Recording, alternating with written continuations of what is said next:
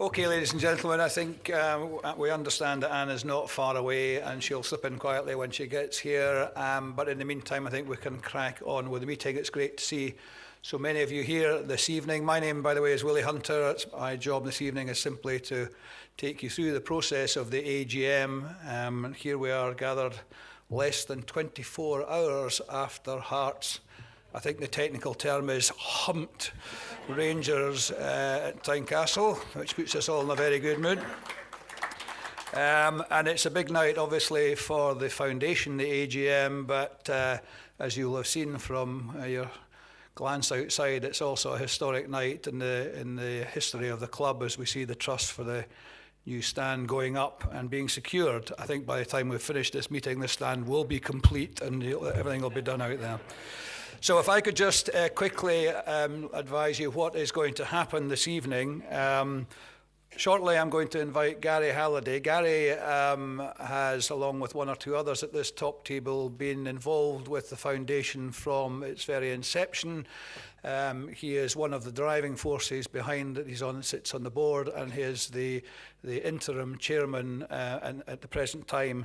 Gary is going to give you a report on what has gone by in the last 12 months and also give you a little indication of what is proposed for the next 12 months.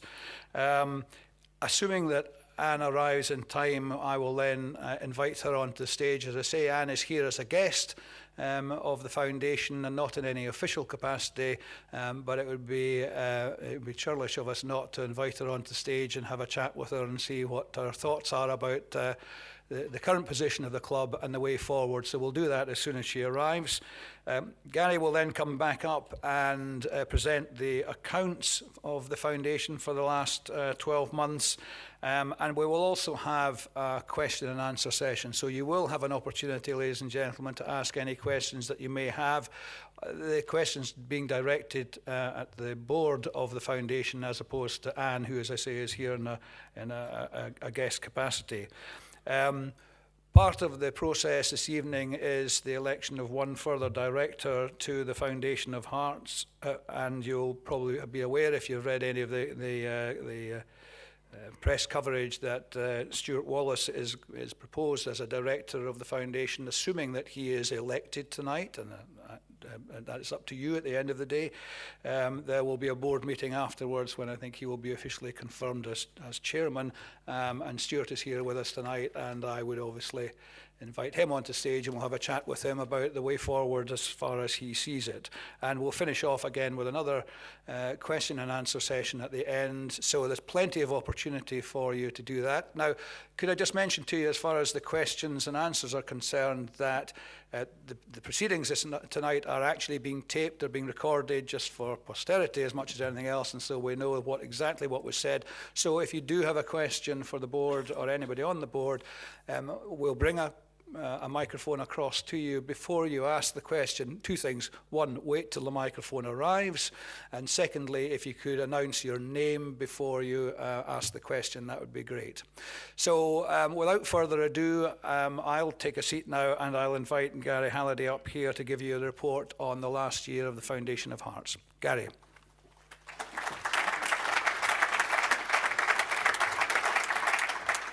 Thanks, Willie.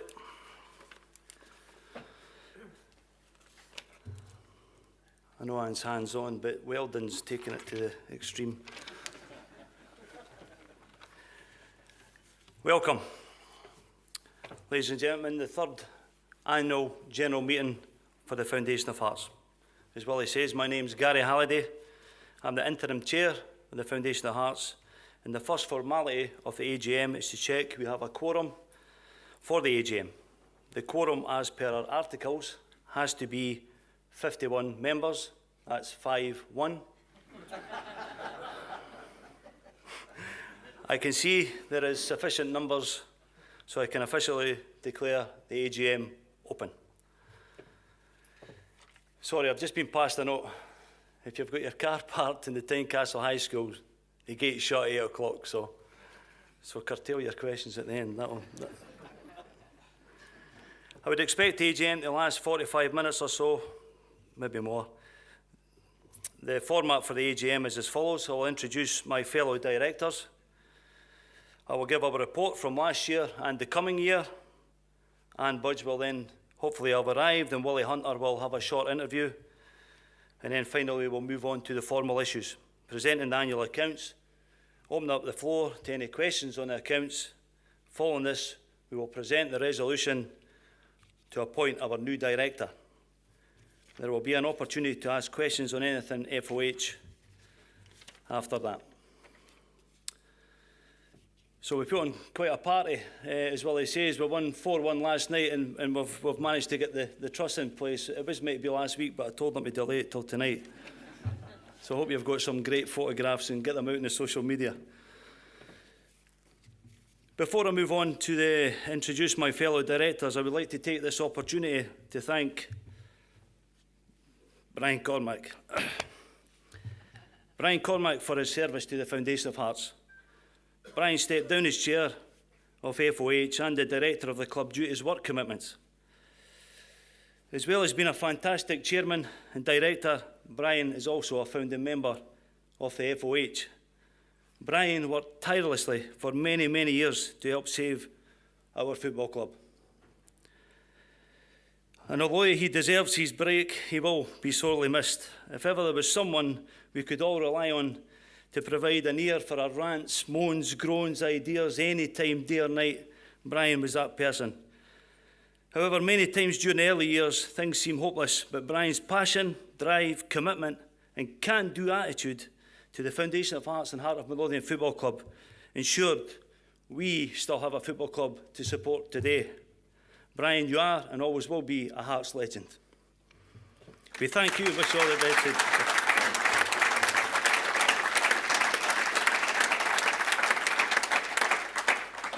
It's emotional. I miss you. Fellow directors. I will now introduce my fellow directors. Donald Cumming. Donald is our lawyer with CMS, and his work for FoH and the club is invaluable. Donald, as our FoH representative on the club board, maintains the strong bond we enjoy with the club. Donald's work and advice has helped in many situations over the last year. Alistair Bruce. Alistair is Managing Director at Shaw Marketing and Design. Like Brian, Alistair is a battle-scarred veteran to the Foundation of Hearts, and as our marketing expert, he manages to make sense of all the promotional ideas we bring to the table. Alistair's input into the fan awards is vital. He helps pull together the plot ceremonies and will play a huge part in all our events going forward. Alistair also controls all our website and social media activities throughout the year. Barry McGonigal. Barry is an accountant with Sky Scanner, and last year he deservedly was voted Young Accountant of the Year. Barry is another very important cog in our board. Barry pulls together and presents all our financial information. Barry also writes our very entertaining and informative blog, which we email to all our members on a monthly basis. Louise Strutt. Louise is a financial advisor and runs her very own successful business. Louise joined the board last year after she won the vote in our election. She has been an excellent addition to our board. She has brought enthusiasm, expertise, and valuable ideas to all FoH departments over the last year. I would like to thank our directors for all the incredible amount of work that you've put in throughout the year. It's all done their own time for the love of this football club.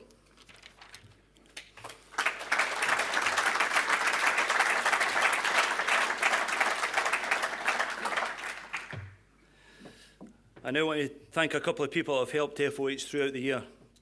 Marcia Campbell. Marcia has been a special advisor to the board for 3 years now. Her business wisdom and expertise has been fantastic. Unfortunately, Marcia has decided to step down as an advisor to the board. Her work commitments taking her to London more frequently has helped make up her mind to step down from the FoH. I would like to thank Marcia for all her work and advice over the last years. Your guidance to the board has been most welcome.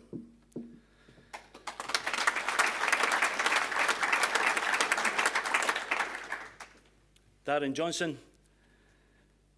Darren's here, he's a journalist, and he helps FoH in the marketing team. Darren has been an unsung hero to FoH for a few years. And Darren helps out at the plot ceremonies, and if you have the privilege to watch for many promotional videos. These videos are all down to Darren. So thanks very much, Darren.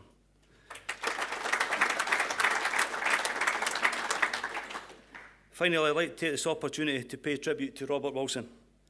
Robert sadly passed away a few months ago. He was a great Hearts fan, a great influence to the foundation of Hearts, a massive help to the club and Anne Budge. He will be sadly missed. I'll move on now to the FoH report. The last year for the foundation of Hearts saw our pledges stay around the 8,000 mark, and we have now passed over a staggering £5 million to our football club, £1 million of which has been put towards the stadium redevelopment. Now that's another 5-1 that we can boast about. To enable the FoH to play our part in the stadium redevelopment, we ask you, our members, to vote on a change to the Bidco deal. We asked if our members would be willing to stay strong behind FoH and the club and commit £3 million over 2 years to stadium redevelopment. We were delighted when our members voted 98.5% in favour. 2 weeks ago, the formal documentation for the modified Bidco deal was completed, and the agreement is available on FoH's website if anyone would like to see it. Today, the main truss of the new main stand was lifted by crane and secured in place.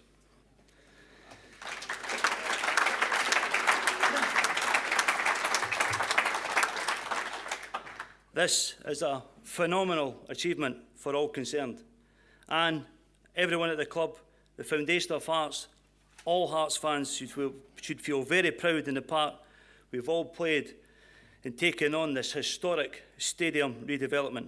Make no mistake, this redevelopment will play a huge part in the future of our club. Although the planning and commencement for the redevelopment at Tynecastle has been by far and away the biggest challenge during the last 12 months, your pledges have also helped the club to continue to grow and build in many other areas.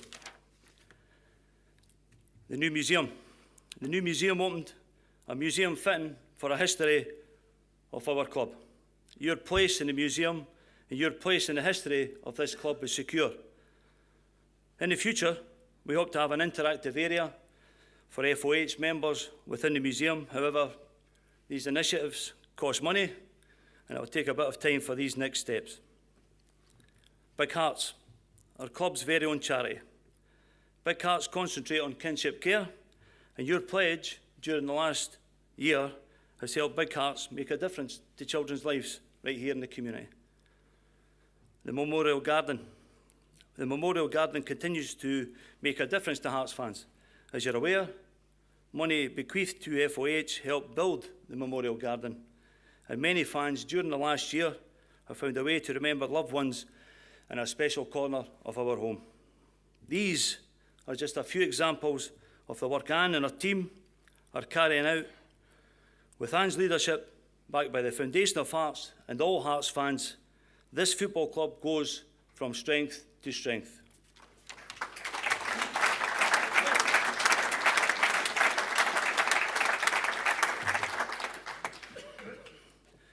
So what about the Foundation of Hearts board? Ladies and gentlemen, Anne Budge.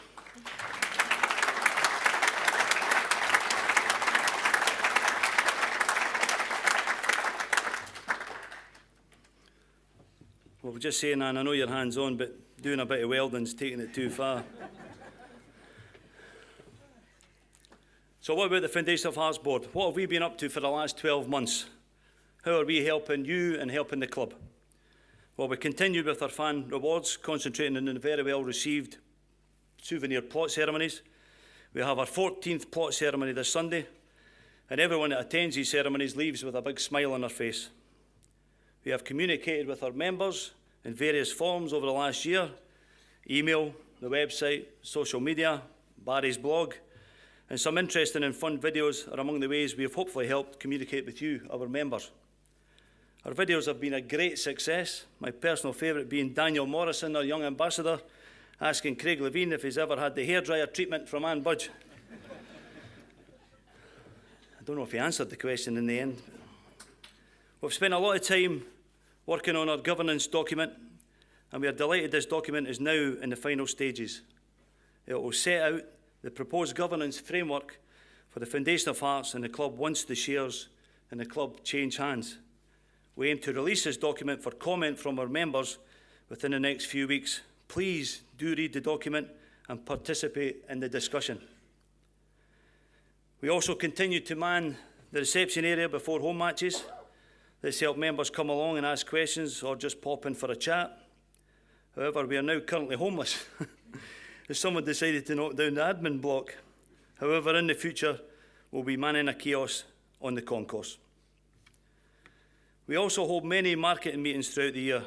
These marketing meetings throw together a lot of new ideas to help keep our members engaged.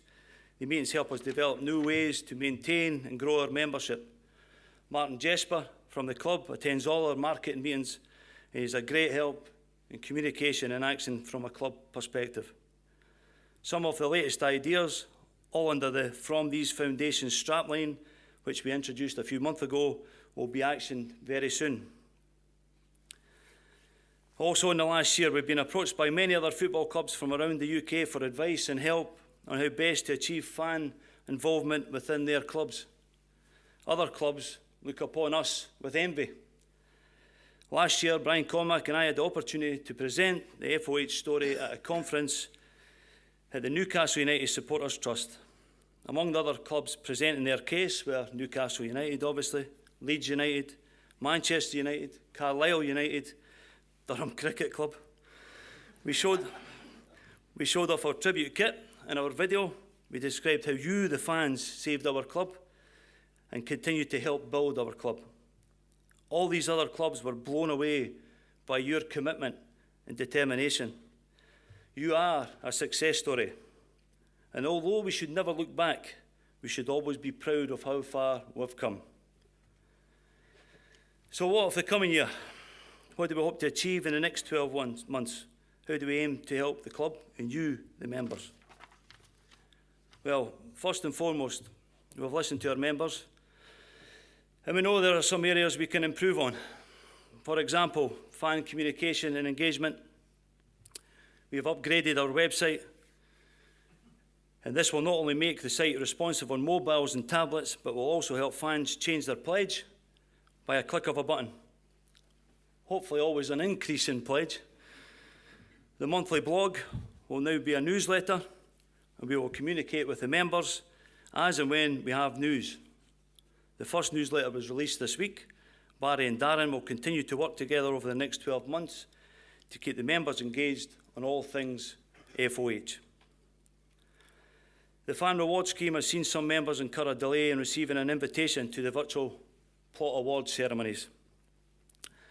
We now have a new system for the invitations and some much needed admin help. This will deliver a fan rewards scheme you, the members, deserve. If I can just take a minute to explain what happened when we first come up with the idea for the plot ceremonies. We thought we would do a few, be really slick and smooth, and we'd be able to do 2 a day or bring along 100 people to get their plots on a day, and then eventually we would get through all the numbers. However, because the plot ceremonies is such a special day, and seeing it firsthand how much the members enjoy it, we can't dilute it. So what we'll do in the future is, rather than us email every member that's come up for their souvenir plot points total, we're going to send an email out and ask members to get back in touch with us to say, yes, I want to come. We can then get through the numbers and make sure that everybody's day is special, rather than try and cram a lot of plot ceremonies in one day or over a short period of time. We're also curtailed slightly by TV football scheduling. So that's how we can't plan plot ceremonies for months and months in advance. However, we will get through them, and we are delighted to do them, and I'm sure from now on we'll be right on top of the case. Also, the plot ceremony photographs have not been published quickly enough. However, we now have help to get the plot ceremony photographs out on the same day, and the backlog of making available photographs from past ceremonies is being sorted. The invitations for the 1956, 1998, 2006 and 2012 membership club rewards have been delayed. However, These events will commence within the next 2 or 3 months. We actually wanted to wait until the new museum opened, as we can think of no better place to host these events. So that was the reason for the delay. Moving forward, as mentioned, we will deliver a robust governance document that will stand the test of time. Maintaining and increasing membership and pledge amounts. We are confident our members will continue to back us and the club to deliver our £3 million commitment towards the stadium redevelopment. As I previously stated, we work on many ideas to help this process, and we are delighted we can release the details for a couple of these today. As part of our website upgrade, members are now able to increase their pledge by £1 with a click of one button. A simple but hopefully effective initiative. We hope many members will take up this increase. As you know, we ask the members to pledge only what they can afford. However, if you can feel you can afford £1 extra per month, please click the button. We can promise you that every little really does count and makes a significant contribution to the club. Pledge Pals.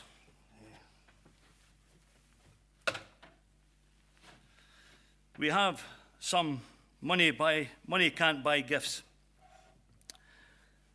This is a piece of turf where Rudy Scatchell scored his first goal against Hibs. This is the bit of turf. Verified. He scored his first goal against Hibs, and then he politely told all the Hibs fans to leave the premises. Politely. This is a money can't buy gift. With these gifts as prizes, we are shortly launching a scheme called Pledge Pals, where we will ask members to persuade non-pledgers to sign up to the foundation. For every new pledger signed up, the member who did the successful persuading will have his or her name included in a prize draw, with one or more of these fantastic turf cubes being the reward. Our upgraded website will show details of this initiative very soon, and we'll be promoting it through our social media too. The more pals you persuade to pledge, the more chance you have to win these money can't buy prizes. So if you persuade one new pledger, you're in the prize draw once. If you persuade 10, you're in the prize draw 10 times. So we're now asking you to do our job. FoH promotion and profile. So every month at a home match, we will hand over a cheque such as this at half-time. You got to see the bank card. It's massive. We will ask a member to present the club with a cheque showing the amount pledged by our members from the previous month.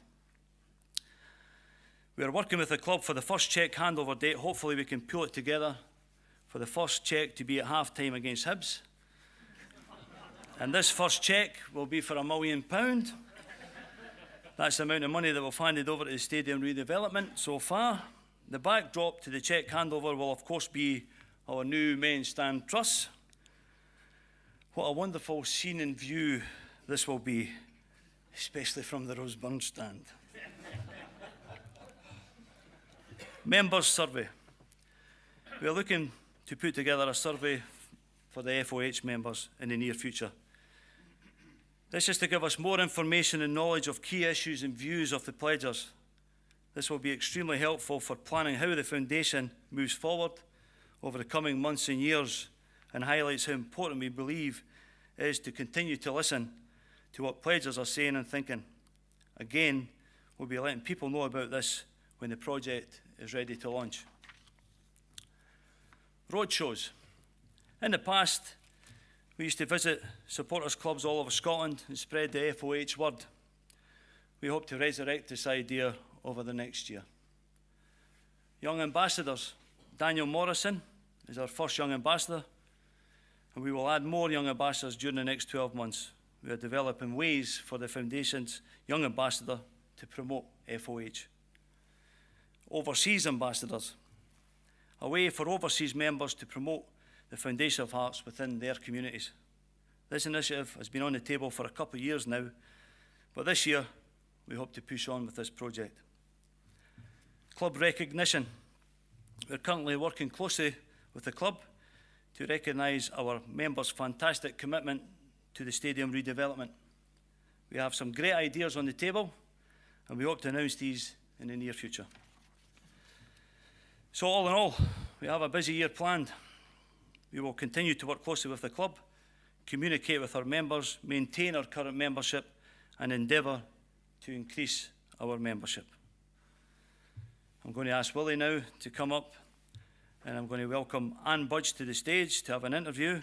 Ann Budge is the best thing to happen to this football club for many, many years.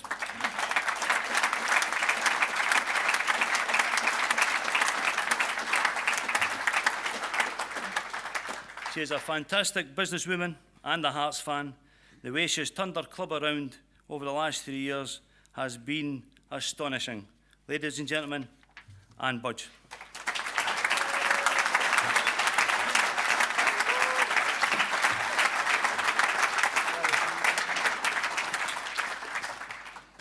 Well, welcome, Anne, and first of all, thanks very much to Gary for that very full and accurate report, I'm sure. Anne, I'm not sure what direction you approached the club from this evening, but I don't know if you've seen the truss actually in place, but it's an emotional night. There were people out there with tears in their eyes watching this thing being erected. Well, I have been sitting in the cabin on the building site since 3 o'clock this afternoon. When I came in fairly early this morning, I was told, yep, it will definitely be lifted at 12. So I went back to my office, got on with some work, then I got a text saying, make that 1. I then carried on, I got another one saying, 1:30. And so it continued. And the last text I got said 3 o'clock, and I thought, oh, blow this, it's got to be just about there now. So I went round, and it'll be another half hour. So I thought, well, no point going back. So the bottom line is, yes, I've seen it. I sat in the building site watching it for several hours. I then ran round through the car park into the Whitfield stand and watched it being, well, dropped into place. I then ran round, put my high heels back on, took my boots off, ran through the kitchen, and here I am. Brilliant. Well, you've blown our cover because before you arrived, we told them we'd organise that just to happen at 7 o'clock this evening, especially for them. But it's a huge step from the club's point of view. And Gary has explained to us how the bid code deal has been amended slightly so that the money from the foundation is ring-fenced for the stadium development and to go towards the stand. A sign that obviously the arrangement between the club and the foundation is fluid and capable of being adjusted when required. Mm-hmm. Yes, I think when it first came, I suppose, into my mind as, you know, could we do this? And I approached FoH, obviously. And we had a couple of conversations, and it just seemed like the sensible and the right thing to do. So yes, we've just worked, as we always have done, in a very cooperative manner to do what you have to do. If I'm honest, I would have been perfectly happy to just have a side letter that says we've changed the agreement. But quite rightly, FoH can't do that. It's all right for me to do that, but FoH has got to make sure everything's tied up appropriately. So that's why it took a wee while. There were no issues. It was just get the legals right, and we had a few other priorities. But we got there. And as far as the relationship between the club and foundation is concerned, has that changed dramatically over the last 3 years, or is it fairly constant? And you've got two people obviously representing the foundation on the board. How helpful has that been to the main club? It's very helpful. I think it's changed in one respect. When I took over running the club, I did say to all my friends on FoH, I've kind of got to focus on other things right now because I used to go to all of the meetings and so on and so forth. And there just wasn't enough time to do that. But the relationships have continued very, very strongly. As you say, we have 2 representatives on the board, so I am confident that FoH know at all times what's going on and that we know what's going on in FoH. And Martin's already been mentioned, one of our exec who attends as many of the FoH meetings as possible, so that there is always a very, very close link. Now, when you set off down this road and you came into Hearts, correct me if I'm wrong, but about now you should be leaving. Is that not right? Sometime around now? You have grown into the job, and you've said on numerous occasions at the foundation meetings that you are enjoying it. You're not going anywhere in the near future. No, I have no plans to go anywhere in the near future. The priority... Thank you. The priority, of course, is to finish what we've begun, and tonight is a terrific moment for us all, actually, because it's a really visible statement that actually, we really are going to do this. So I'll be around at least until that is done, and longer if I'm wanted and if I feel I'm still able to add something to the club. You've been through, obviously, you've sat through while Robbie brought the team up and promoted them. We had a great season last season, and suddenly you had a little bit of it's been a trying few weeks for everybody at the club. Came good last night, though? Oh, without doubt. I think we all had our fingers crossed that all of these new signings would actually live up to what we were hoping for. So yes, last night was fantastic.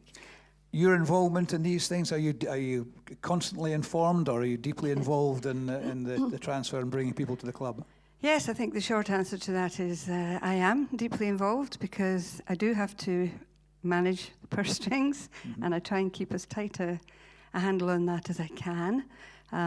We did have one or two, as you know, nobody expected us to lose John, Igor, etc., etc. So, I have to get involved in saying, well, this is a budget, this is what we can do, while still being very, very supportive, obviously, of the football operations, because, we need to be successful, we deserve to be successful, and we have to do what we can to help that happen. So yes, I know what's going on all the time. So yes, January was a very, very busy period. However, we managed to get through it. Do you ever get to a stage where you think, well, we can relax, things are in place now? I mean, the building of the stand is going to be going on for a while yet. As a matter of interest, is that all going according to plan? It is going according to plan. This was, we're 1 week later than originally intended or planned, and that was, just unavoidable. That said, we're still very early in the process, and next week there might be another problem that crops up. So right now we're on schedule. I'll probably breathe a little bit of a sigh of relief once we've finished all the groundworks, because we've got a lot of excavation to do, we've got a lot of foundations and so on and so forth, and everybody tells me that's the worst bit, because you don't know what you're going to find when you dig down as far as we've got to dig down. So once past that stage, and everybody will see the steel beginning to rise and the concrete being put in place, I'll be breathing a sigh of relief. Yep. So the answer to the question is there is never a time where you can sit back and say things are running themselves at the moment. Well, in December, I think it was December, it might have been the end of November, I thought everything's going really well. Robbie had come along, I had invited him along to one of the board meetings as we talked about plans for the transfer window and so on and so forth. So again, everybody knew what we were about, including the FoH directors, obviously. And that was on the Friday, and on the Monday morning, about 8:30, I got a phone call from the chairman of MK Dons saying, we want Robbie. And all my plans for that week went out of the window. And, well, we then had to obviously prioritise a number of different things. So, no, I thought we were sailing along quite smoothly, but these things happen in football, and things change quickly, and we just have to respond. Fantastic. Listen, and I don't know if you have a final message for the foundation and the members who are here this evening. Well, again, without seeming too trite, I know I say it often, but I say it and I mean it. Without the support of all of the supporters, but in particular the Foundation of Hearts Pledgers, we would absolutely not be here today. So I am enormously grateful to everybody who's involved and everybody who pledges. Thank you very Thank much, you. ladies and gentlemen. Anne Budge, thank you.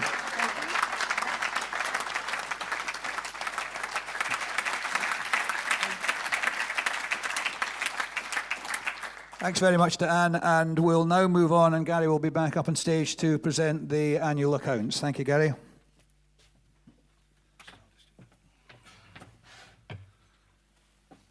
Thanks, Willie. Thanks very much, Anne. We now move on to the formal business of the AGM. I will now present the annual accounts to the members before moving on to any questions on the accounts. The accounts were made available a couple of weeks ago. Stephen Campbell from Scott Moncrieff. Our accountants are here if any particular question needs clarification.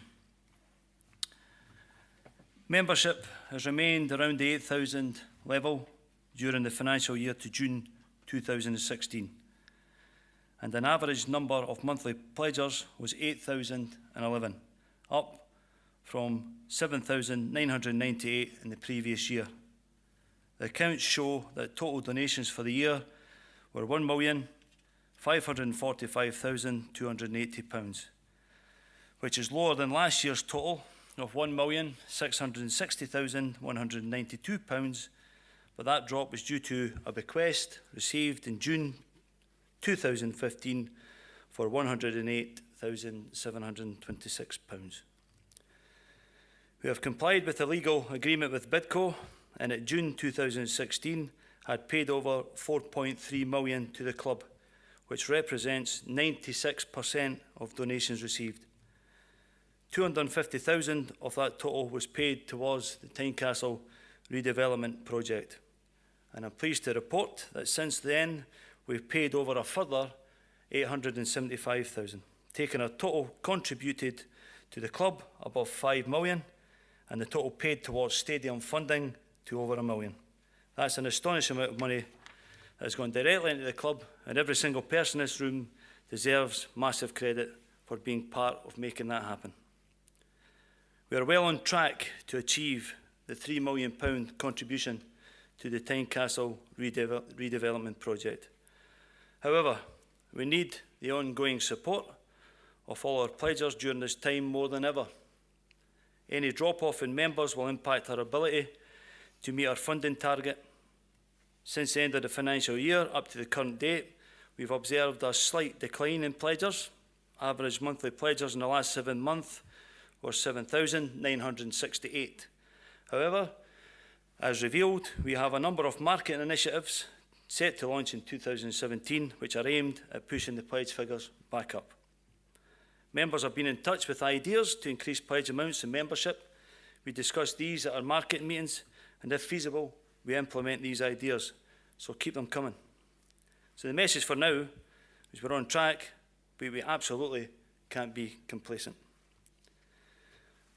We will now open up to questions, but I have a few emailed questions that I will answer first. I'm not going to name everybody that sent the questions because there was quite a few with the same questions. So why have you taken so long to tell us about the stadium funding arrangement? Why was it released so close to the AGM? And why did you agree to pay some of the club's legal fees? We reported to the members at the stadium funding meeting that the foundation would not incur any legal costs on its own behalf, and thanks to the monumental effort by the legal specialist on our board, Donald, this has been upheld. However, there were a few number of unforeseen legal and tax matters to work through as we made revisions to our original agreement. We took the view as a board that, along with the club, we should work through every element of the detail to ensure the revised agreement did not expose any party to unnecessary incremental risk. One example is that we sought approval from the takeover panel, which was a large undertaking to prepare for.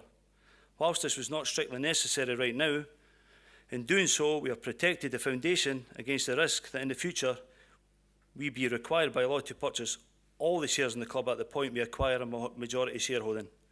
We view this as time well spent, and we hope all our members agree. As a result, Bidco and the club have incurred legal costs, a proportion of which were incurred on the work which clearly benefits the Foundation and reduces our future risk. As a board, and in the spirit of the agreement, we felt it right and proper that we agreed to pay a portion of these costs, subject to a cap of £15,000. Now, Jackie Duncan, the financial director at the club, has actually managed to reduce that to around about the 9,000, 10,000 mark. Another question. The final deal is different from the deal we were told about last May. Why did you not seek member approval when you saw it was changing? We considered this question very carefully as we worked through the detail of the agreement. We decided we should not go to the members again for various reasons. When the original stadium funding proposals were put to the members, almost 99% of those who expressed a view were in favour. Given this level of backing, there would have needed to be some very fundamental changes to the deal to justifiably trigger the possibility of a second vote. The changes which have been agreed are not fundamental. Our funding commitment and the timescales for achieving it have not altered. If we called a second vote, that would give the impression that walking away from the stadium funding was a realistic scenario. In our view, it wasn't. The final deal took shape in the autumn, and by then the stadium redevelopment was forging ahead. If we had suddenly raised the possibility, theoretically or otherwise, of the Foundation not being there with funding, that could have injected doubt into the redevelopment project at a vital time. Next question. Can you clarify the status of the loan funds provided to the club by FoH? The statements made by the club and FoH boards in their respective annual reports seem to be at odds. Does the loan still exist and remain repayable, even if the most remote possibility? If not, do the second-ranking securities held by FoH over Tynecastle and other club assets still have a value if there is no debt attached to them? The key thing to note here is that the legal position of the subordinated loan is unchanged. This is an accounting matter and it has no bearing on our rights under the agreement, nor is it a reflection of our ability to generate cash. At the end of the financial year, the value of the subordinated loan extended to the club was £4.2 million. In completing our accounts, we are required to make an assessment of whether we think that amount will be recovered by the Foundation in the form of a repayment from the club. Our view is that it won't, because we expect to achieve our vision of fan ownership under the agreement. That view is shared by the club. In such a scenario, it is not appropriate to report an asset of that amount or a liability of the same in the club accounts, and we have therefore impaired the loan value to nil. Following the same logic, the club have also followed a similar approach in their own accounts, which improves the health of their balance sheet and allows them to adhere to certain financial compliance rules. Can you provide, next question, can you provide progress reports on statements about the governance made following the last AGM in December 2016? And another question similar, I'll answer it both. Can FoH provide any more news of the timing and nature of consultation on future governance arrangements? Specifically, what is the current thinking on the status of members who funded the acquisition of the majority interest and ceased, for whatever reason, to contribute thereafter? The draft governance document, as I previously mentioned, will be available to the members very soon. We hope to get lots of feedback on this, and as noted before, we also aim to go out to the members with a survey. We hope to get lots of feedback on this. As noted before, answers and comment from our members will then enable the board to finalise the governance document and map out a way forward for the FoH membership after share transfer. We have discussed lots of different options, one of which possibly involves a lifetime membership for our pledgers. However, we need to be careful that a lifetime membership doesn't affect pledges going forward. We don't want to create a job done attitude. We are of the belief that the vast majority of members would like to pledge for life. As you know, we ask members to pledge only what they can afford.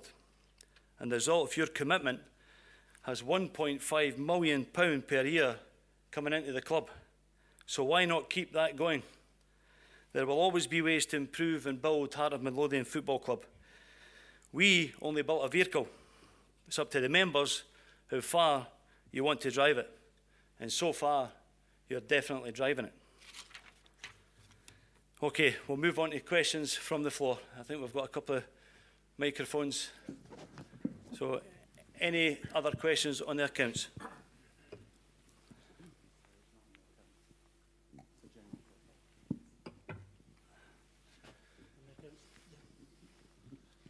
Hi, my name is Bob Elrick. Just one figure that jumped up to me on the accounts was the cost of the direct debit collections.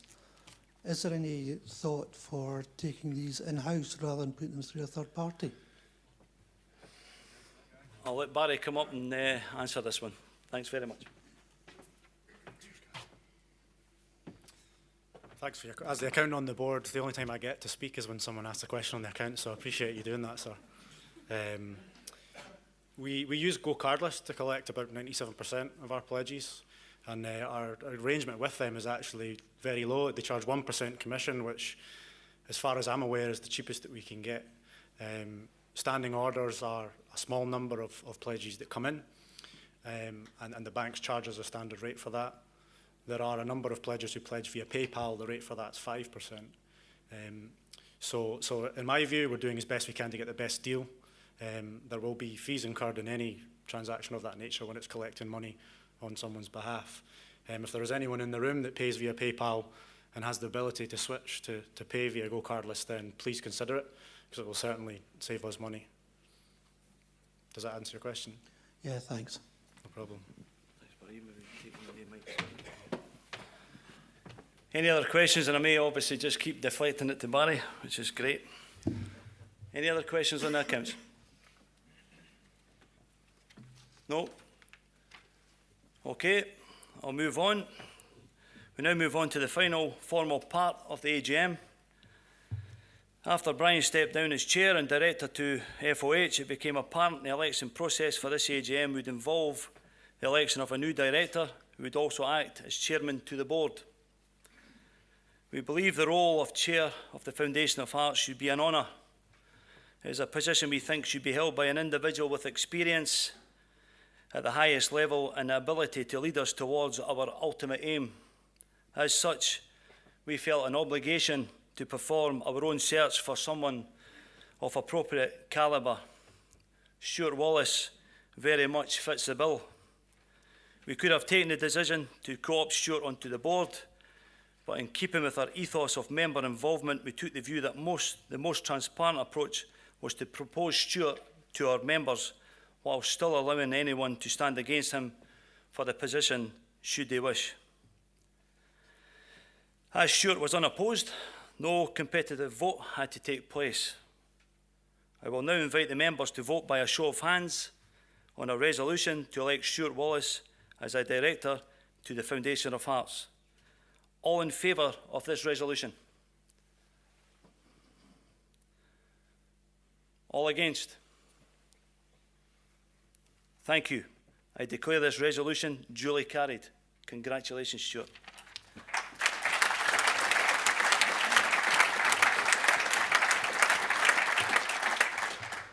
I would now like to welcome Stuart up on stage for a couple of questions from Willie. Thanks very much.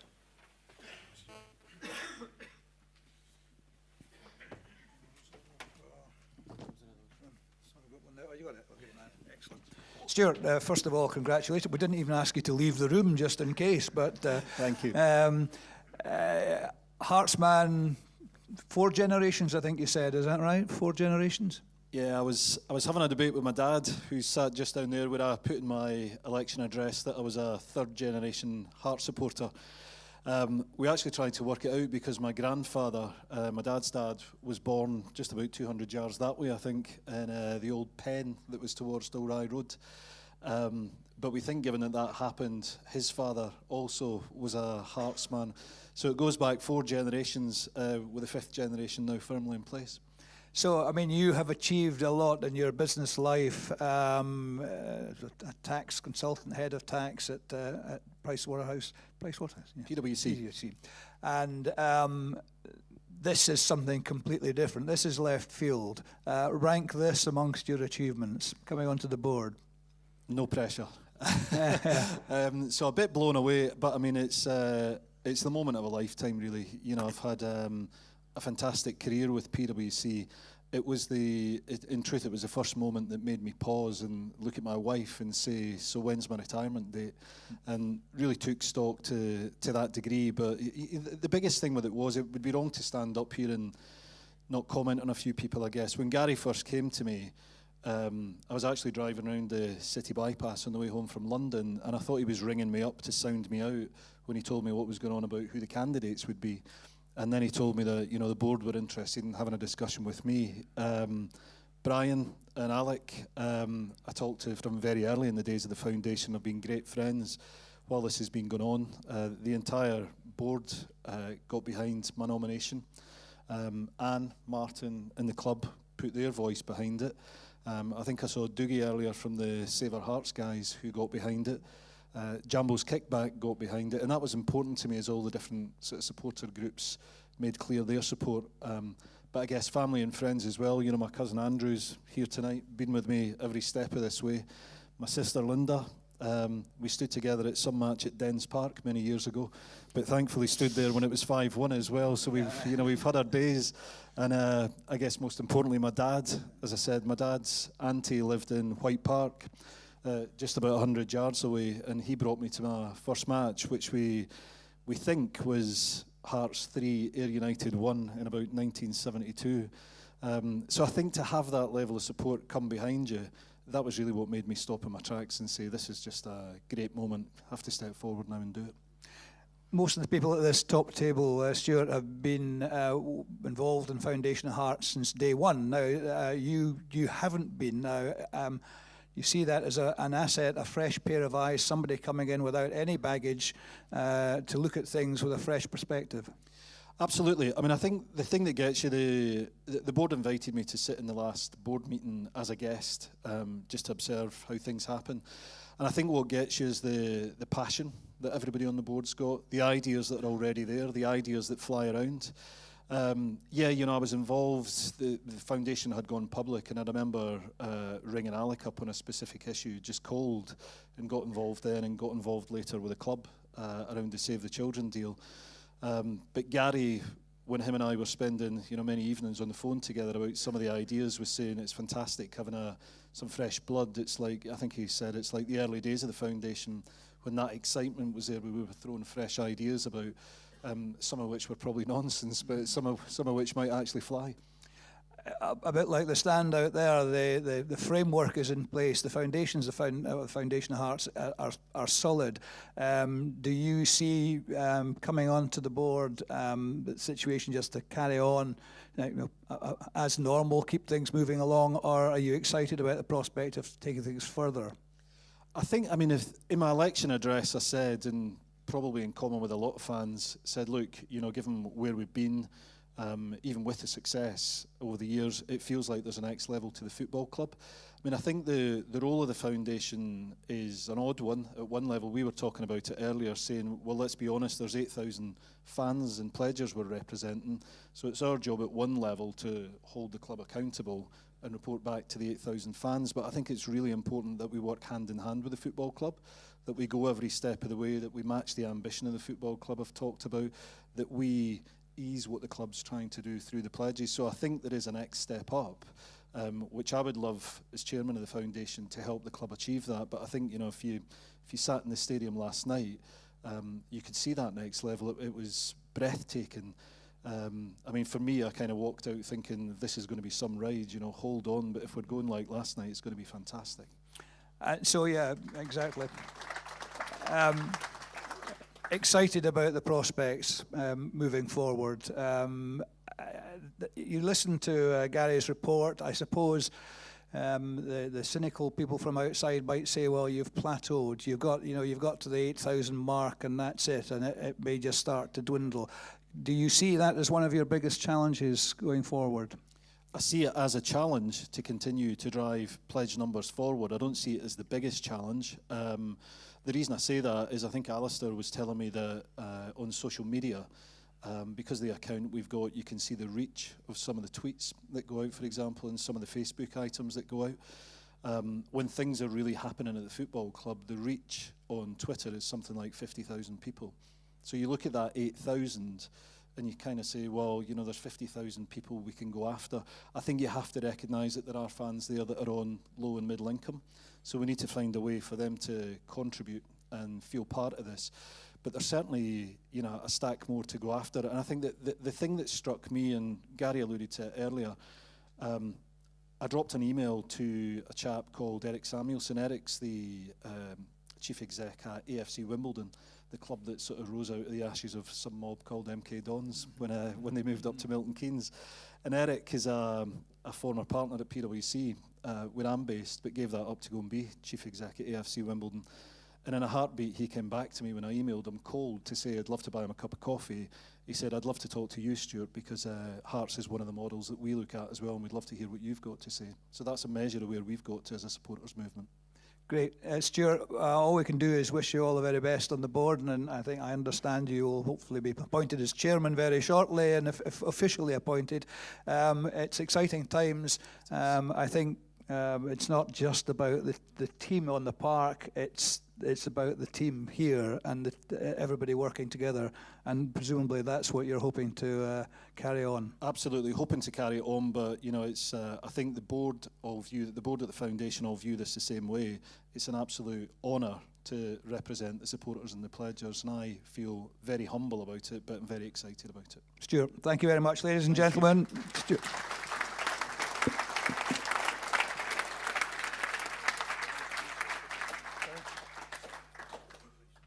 So, ladies and gentlemen, just to round things off, if there are any more questions from the floor on any topic for anybody up here at the top table, this is your opportunity to raise those questions. I've got one on the right-hand side here. Hold on just 1 second.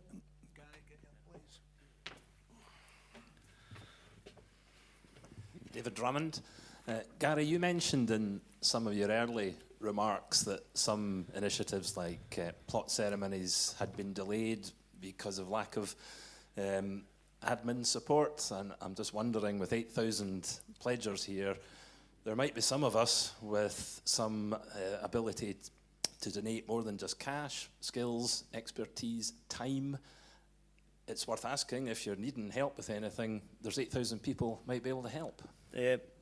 Absolutely delighted if people can come along and help. The problem with the plot ceremonies is, and it's partly my fault, is I got too immersed in it and had a system that only I could work, which was a bit antiquated. It was, however, we've now Sophie's helping. Louise has got Sophie involved, but once we get a sort of a rolling going out, absolutely delighted. Just email in. We are more than happy to take on any help that we can.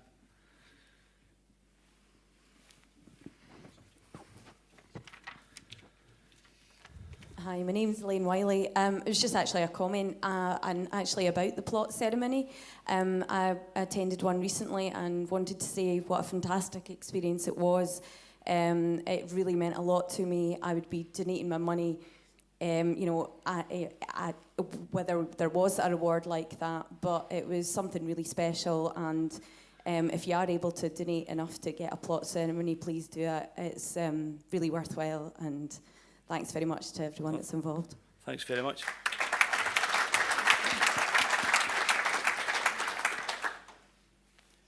Fred Crystal, first of all, can I agree with Anne, the previous questioner there? Absolutely great plot ceremonies, brings tears to your eyes, so well done on that one.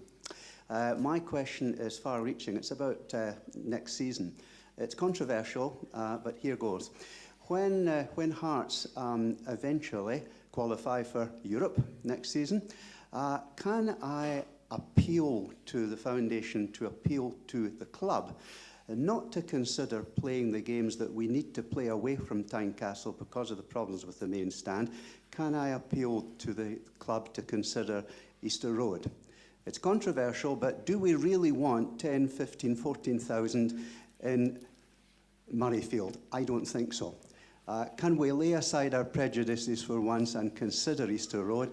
Let's face it, they're happy to come to us, so we should be happy to go to them and get a better atmosphere at our games.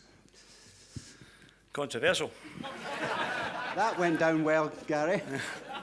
Thanks for that, Fred. I think it's probably a club question. I think we're okay to play European games at Tynecastle. So, although this, sorry, when we're right. You can't get out of No. Personally, I would. Well, anyway, it's a club question. I'm sorry. I'm going to put it into the side there. I'm sorry, Fred. But thanks for asking. I'm not buying you that pint now. No, show of hands either. Any other questions? Non-controversial. No. Fantastic. Okay, I'll finish off by saying thanks to a few people. Willie's mucked up my pages. That's you, definitely. Okay, before I close the AGM, I'd like to thank a few people. Thanks very much to Anne. Absolutely fantastic, Anne, that you come along. Thanks to all the Hearts staff that always look after us. Thanks to Willie Hunter, our host. Thanks to Stephen Campbell. Thanks to all our volunteers for helping with the registration and the microphone work. And lastly, thanks to all our members for coming along this evening. Thank you and good night.